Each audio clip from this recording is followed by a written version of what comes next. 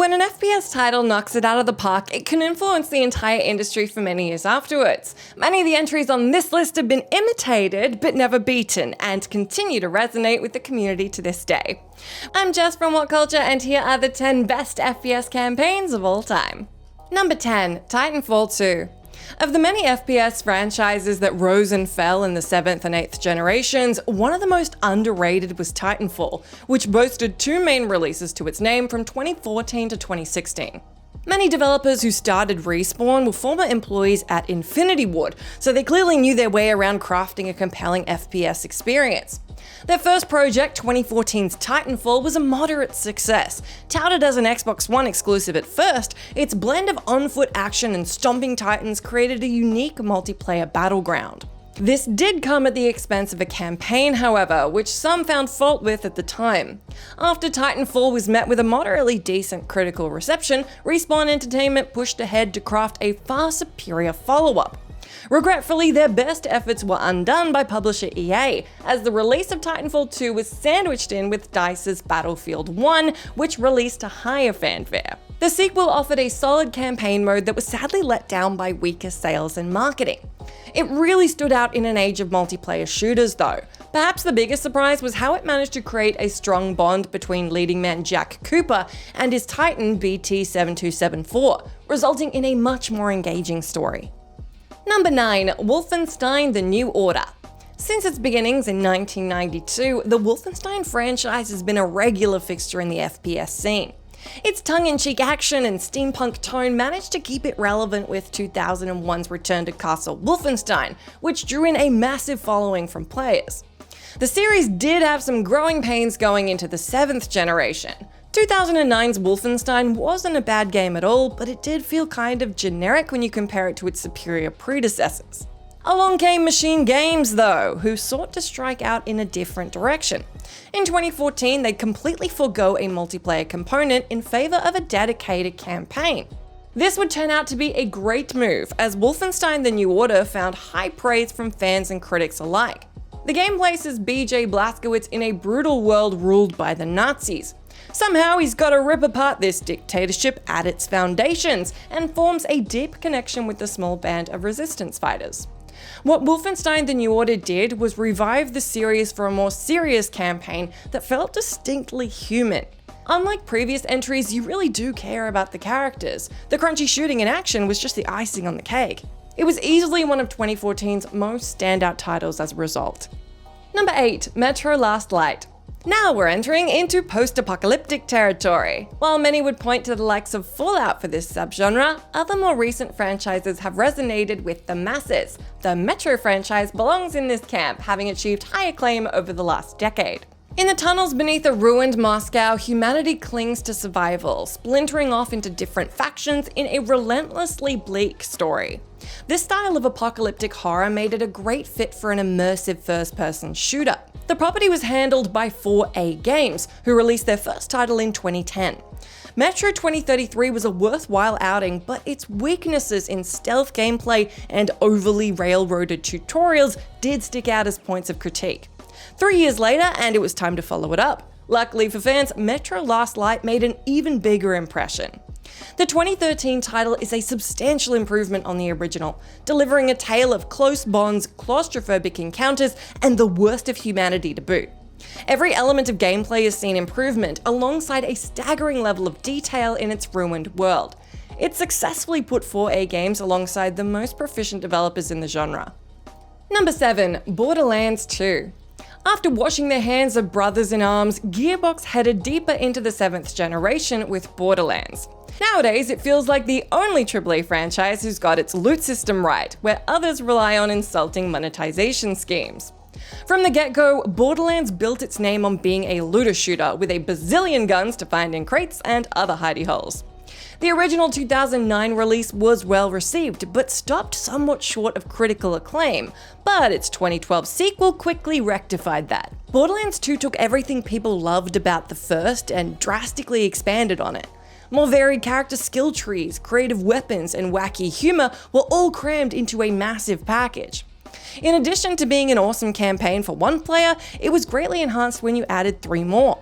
The enemies and level system all scaled to match your party for a massively replayable experience.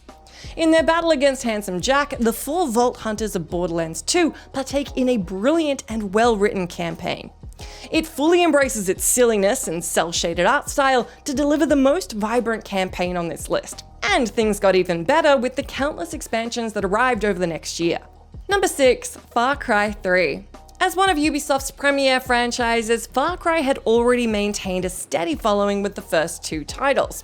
What's interesting about this series though is how each new entry ventures into a new setting and tone. The first was a mixture of island combat and horror, the second was a gritty civil war in Africa, and the third heads into more psychological territory. As Jason Brody, it's up to you to rescue your friends from a life of slavery, teaming up with the Rakyat tribe to bring down the island's brutal rulers. Easily the most widely enjoyed in the Far Cry series, it lets the player loose in a tropical paradise gone wrong alongside charismatic villains. Of course, we all remember Vast, the sadistic pirate who serves as the leading antagonist for most of the game. In addition to a deadly conflict, Far Cry 3 explores the depths Jason is willing to go.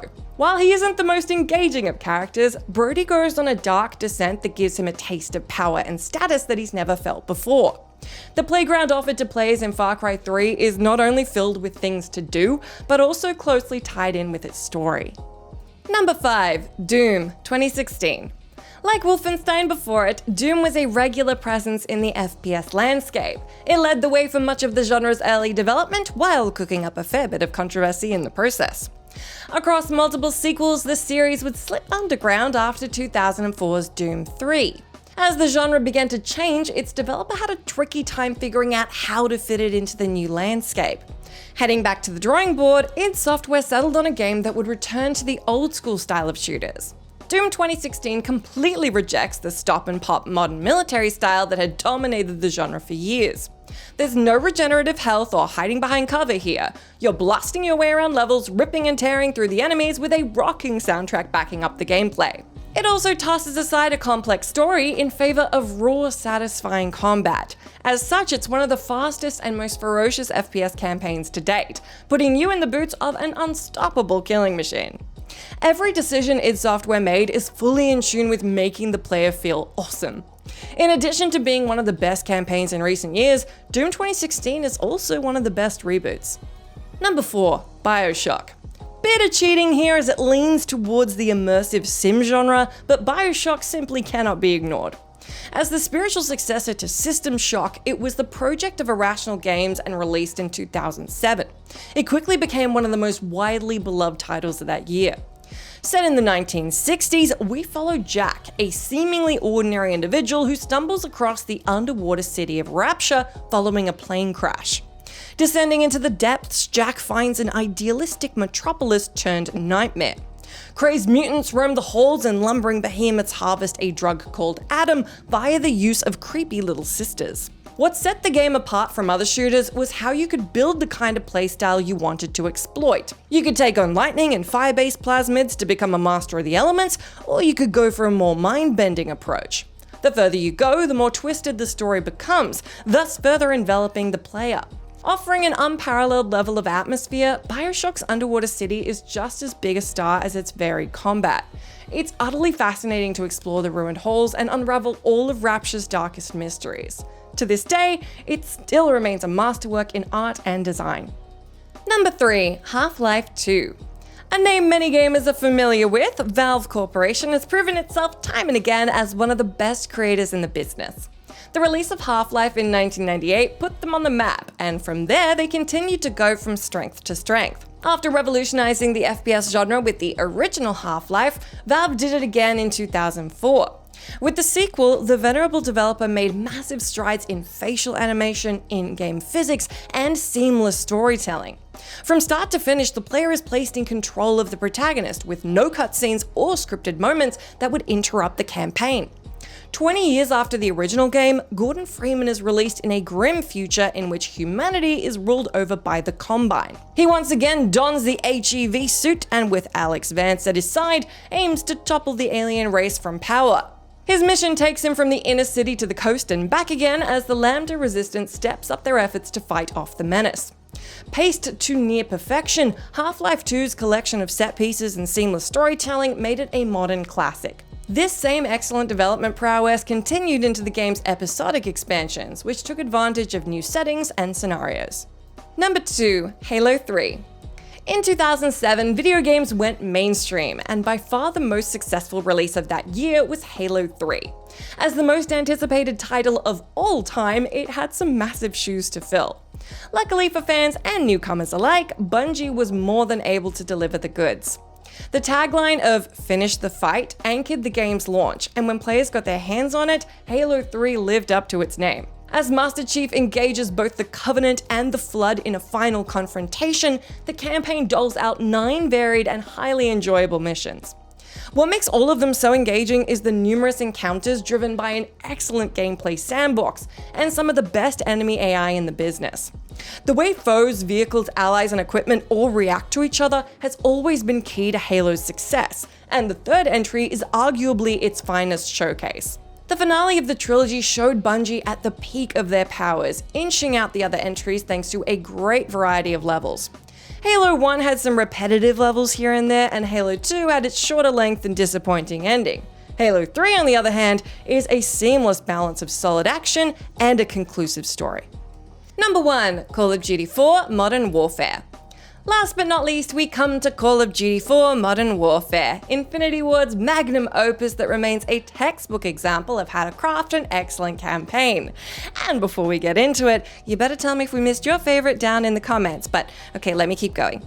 Moving the franchise into the present day for the first time, we follow a set of soldiers as they attempt to track down Middle Eastern dictator al-Assad and his Russian financier Zakhaev.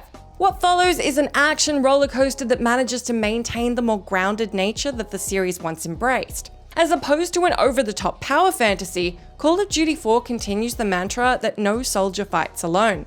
In essence, Modern Warfare's single-player mode is heavily modeled after classic thrillers. As SAS operative Soap McTavish, you're conducting precise tactical operations. Whereas with Sergeant Paul Jackson, the player is planted on more direct, large-scale military engagements. Alternating between these perspectives allows the campaign to create superb pacing. Yet the levels we all remember often come through the many set pieces. All Gillied Up is by far the franchise's best stealth mission. In short, Call of Duty 4 has a masterful campaign, one that catapulted its franchise to superstardom and set the standard for what an FPS campaign could do. Countless FPS titles, including its own franchise, are attempting to replicate it to this day, and most of them, if not all of them, are falling short left and right.